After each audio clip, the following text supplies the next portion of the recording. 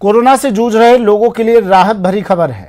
इस संकट काल में 800 बेड वाला ब्रह्म कुमारी संस्थान के मानसरोवर आइसोलेशन और कोविड केंद्र में फिलहाल 500 बेड का शुभारंभ किया गया है, जिसमें 4 डॉक्टर समेत 26 पैरामेडिकल स्टाफ मरीजों को 24 घंटे शिफ्ट वाइज इलाज कर रहे हैं। फिलहाल यहाँ 100 मरीज हैं। आने वाले दिनों में और भी मरीजों का इलाज होगा।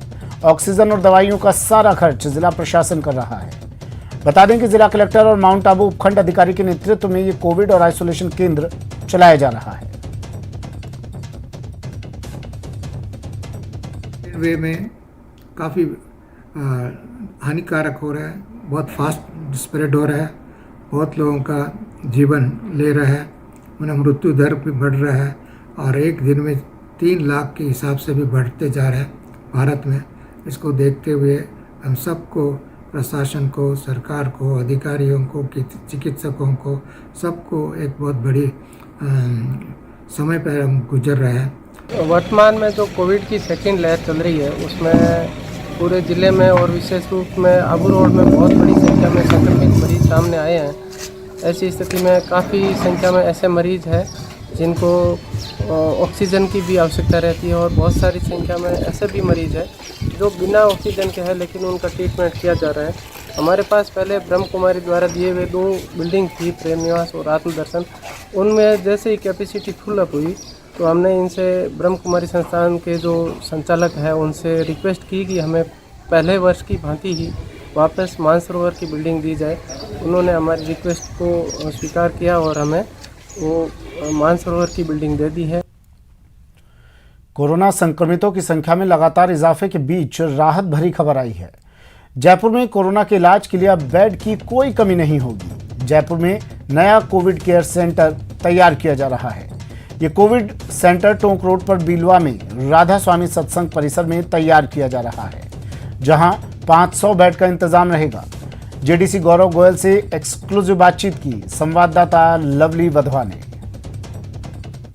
कोविड के केस लगातार बढ़ते जा रहे हैं। ऐसे में सरकार ने कोविड केयर सेंटर्स को चलाने का जिम्मा जो है जयपुर जेडीए के आयुक्त गौरव गोयल को दिया है। गौरव गोयल जी हमारे साथ हैं। सर, किस तरह से हम तैयारियों में लगे हुए हैं, क्योंकि लगातार ये आंकड़े जो हैं संक्रमण के बढ़ते जा रहे हैं? देखिए, इस समय बहुत चैलेंजिंग टाइम है। जो कोविड की सेकेंड वेव है, बहुत तेज गति से इन्फेक्शन फैल रहा है और बहुत डेडली भी है। तो ऐसे समय में जो एग्जिस्टिंग हॉस्पिटल्स है उनकी कैपेसिटी बढ़ाना plus Covid care centre setup करना गवर्नमेंट की प्राथमिकता है।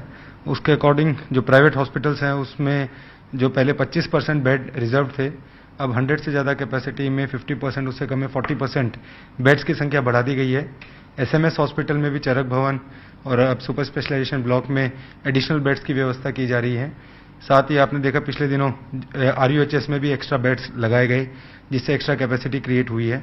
इसके साथ ही जो माइल्ड सिम्टम्स और मॉडरेट सिम्टम्स के पेशेंट्स हैं उनके लिए कोविड केयर सेंटर्स, तो उसके लिए पूरे जयपुर के डिफरेंट कॉर्नर्स के अंदर जो जो अवेलेबल बिल्डिंग्स इंफ्रास्ट्रक्चर है उसको सेलेक्ट किया गया है, वहाँ ऑफिसर्स लगाए गए हैं और अब काम शुरू किया जा रहा है। फर्स्ट फेज में बिलवा में जो राधा स्वामी सत्संग केंद्र है टोंक रोड पे, तो वहाँ का जो सेंटर है तो वो वहाँ करीबन 5000 की कैपेसिटी का सेंटर बन सकता है और अभी उसमें फर्स्ट पार्ट में 500 बेड्स हम शुरू कर रहे हैं। तो उसके लिए आज वहाँ टेंट का वर्क शुरू हो गया है और कल तक बेड सेटअप करके प्रयास रहेगा कल शाम तक या परसों तक एक फैसिलिटी हम इमीडिएटली स्टार्ट कर दें। सर, 500 बेड तो राधा स्वामी सत्संग व्यास में अभी शुरुआती दौर में रहेंगे, लेकिन आगे का क्या प्लान आप लोगों ने तैयार किया है? कोरे तौर पे, फौरी तौर पे बात करें तो कितने बेड्स हम लगा सकते हैं? हमारे पास क्या इंतजाम है? जो प्लान है वो जयपुर के अंदर जैसा 3 दिन पहले तक 56 हॉस्पिटल्स थे, आज करीबन 70 हॉस्पिटल्स, मतलब कुछ प्राइवेट हॉस्पिटल्स को और ऐड किया जा रहा है कोविड के लिए, वो हो गए हैं और करीबन 6000 से अधिक की बेड कैपेसिटी आज है। इसको बढ़ा के 10,000 से अधिक करनी है अगले 5-7 दिनों में। तो ये प्लान है जिससे कि बढ़ते हुए इन्फेक्शन से जो मरीजों की रिक्वायरमेंट है उसको हॉस्पिटल्स में पूरा किया जा सके। सर, बेड को लेकर के जो पैनिक क्रिएट हो रहा है उसको लेकर के आप लोगों को क्या कहना चाहेंगे कि लोग घबराएं नहीं, क्योंकि इंतजाम पूरे आप लोग करते जा रहे हैं? बिल्कुल, बेड को लेके देखिए 2-3 बातें इसमें इंपॉर्टेंट है। स्टैंडर्ड प्रोटोकॉल है जो कि मेडिकल काउंसिल और डॉक्टर्स के द्वारा रिलीज किया गया है। 80 to 90% पेशेंट्स को हॉस्पिटल बेड की आवश्यकता नहीं होती है। एसिम्टोमेटिक और वेरी माइल्ड सिम्टोमेटिक पेशेंट्स जो हैं वो with proper treatment and observation at home ही ठीक हो सकते हैं। और जिनको बेड की आवश्यकता रहती है हॉस्पिटल में, उसके लिए गवर्नमेंट हॉस्पिटल्स में भी बेड की कैपेसिटी इंक्रीज की जा रही है और प्राइवेट हॉस्पिटल्स में भी की जा रही है।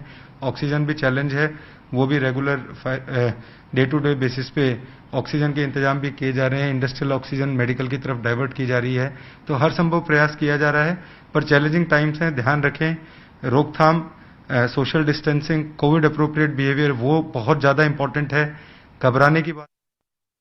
उदयपुर में बढ़ते कोरोना के प्रभाव के चलते एक बार फिर आयुर्वेद विभाग ने भी पहल शुरू की है। शहर के सिंधी बाजार इलाके में आयुर्वेद विभाग द्वारा काढ़ा वितरण कार्यक्रम को शुरू कर दिया गया है। सुबह 3 घंटे तक आयुर्वेद चिकित्सालय के बाहर चिकित्सा अधिकारी डॉक्टर शोभा लाल औदिच्य के नेतृत्व में काढ़ा वितरण किया जाता है और इस दौरान बड़ी तादाद में लोग काढ़ा पीने के लिए पहुंचते हैं। इस पर और ज्यादा जानकारी दे रहे हैं संवाददाता कपिल श्रीमाली।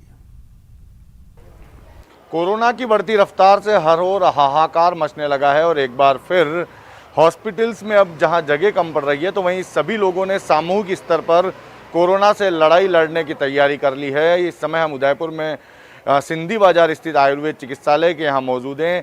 पहले भी यहाँ पर कोविड से लड़ाई के लिए भारतीय चिकित्सा पद्धति के मार्फत लोगों को में इम्यूनिटी बढ़ाने की कोशिश की गई थी और इस बार फिर एक और जहाँ हॉस्पिटल में हालात बेहद ख़राब होते जा रहे हैं, ऑक्सीजन की कमी है, वेंटिलेटर उपलब्ध नहीं है, तो वहीं यहाँ पर आप देखिए कि सिंधी बाजार आयुर्वेद चिकित्सालय के बाहर रोजाना सुबह काढ़ा वितरण का कार्यक्रम शुरू कर दिया है। इसी काढ़ा वितरण कार्यक्रम के तहत अब देखिए आपके लोग, जैसे ही लोगों को इसकी जानकारी मिली, लोग यहाँ पर पहुँचने लगे हैं और कतारबद्ध होकर कोविड प्रोटोकॉल की पालना के साथ यहाँ पर जो काढ़ा है उसे यहाँ पर आप देखिए कि लेते हुए नजर आ रहे हैं।